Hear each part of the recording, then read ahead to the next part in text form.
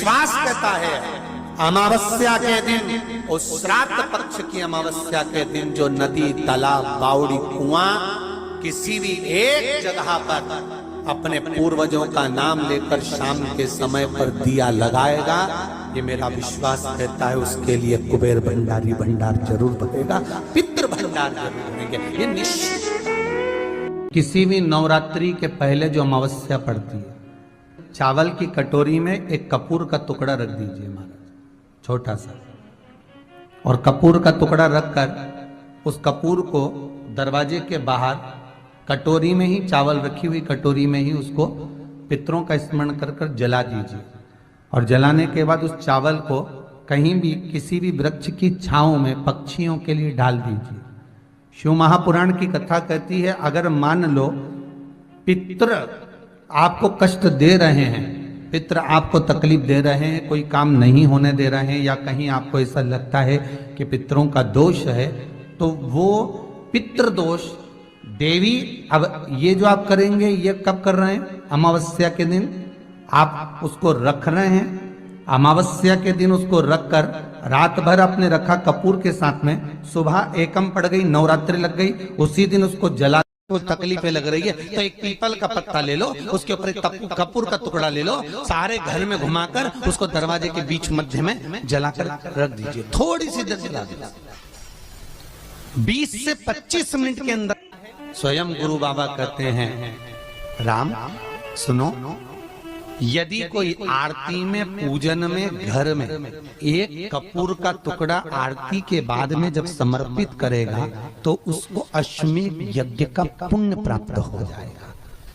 अश्वमेध यज्ञ के पुण्य को पाने के लिए कपूर का टुकड़ा आज भी आरती में जलाया जाएगा, आज भी। एक कपूर का टुकड़ा सुख का, इसीलिए हमारे यहाँ शास्त्र कहता है महाराज,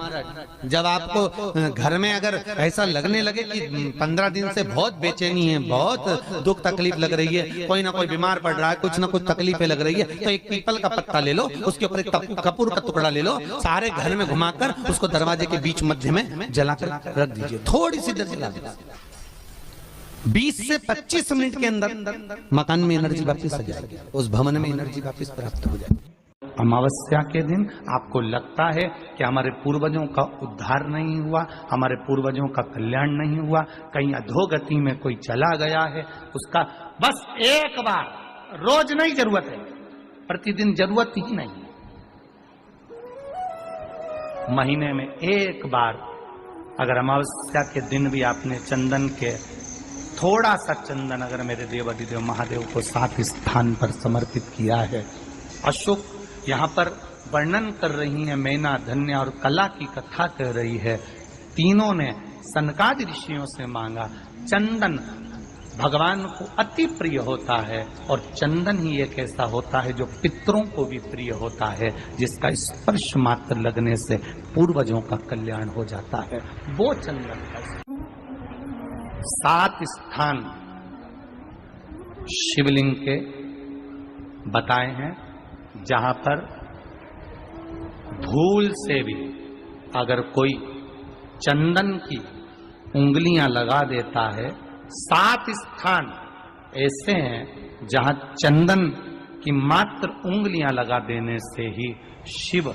पितृलोक के पितरों को मुक्ति प्रदान करके वैकुंठ लोक का निवास देते। और वो 7 स्थान जो चंदन के बताए गए, पहला भगवान देवाधिदेव महादेव के शिवलिंग पर चंदन का लेपन, समझ लेना जरा बहुत अच्छे से। आपको लगता है स्वप्न में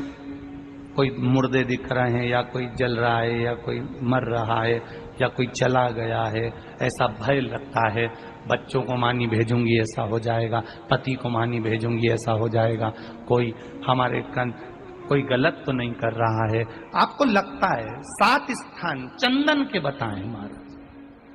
पहला शिवलिंग, दूसरा जहां गणेश जी का स्थान है, मालूम है ना सबको, जम के बोलो जरा, मालूम है ना सबको, जहां गणेश जी का स्थान है वहां अलग से गणेश जी बैठे, वहां नहीं, शिवलिंग में जलाधारी के ठीक सामने राइट में गणेश, लेफ्ट में कार्तिकेय, बीच में अशोक सुंदरी। तो पहला चंदन बाबा के शिवलिंग पर, दूसरा गणेश जी पर चंदन की उंगली, तीसरा षडानंद कार्तिकेय पर चंदन की उंगली, चौथा अशोक सुंदरी पर चंदन की उंगली, पांचवा जलाधारी पर चंदन की उंगली, छठा जो शिवलिंग का जल बह रहा है इसके ठीक विपरीत की ओर चंदन की उंगली, और सातवां चंदन नंदी के मस्तक के ऊपर जो दो सींग लगे रहते हैं उस पर चंदन की उंगली। ये कब लगाई जाती है? या तो अमावस्या के दिन आपको लगता है कि हमारे पूर्वजों का उद्धार नहीं हुआ, हमारे पूर्वजों का कल्याण नहीं हुआ, कहीं अधोगति में कोई चला गया है, उसका बस एक बार, रोज नहीं जरूरत है, प्रतिदिन जरूरत ही नहीं, महीने में एक बार अगर अमावस्या के दिन भी आपने चंदन के थोड़ा सा चंदन अगर मेरे देवाधिदेव महादेव को सात स्थान पर समर्पित किया है। अशोक यहाँ पर वर्णन कर रही है, मैना, धन्य और कला की कथा कह रही है। तीनों ने सनकादि ऋषियों से मांगा। चंदन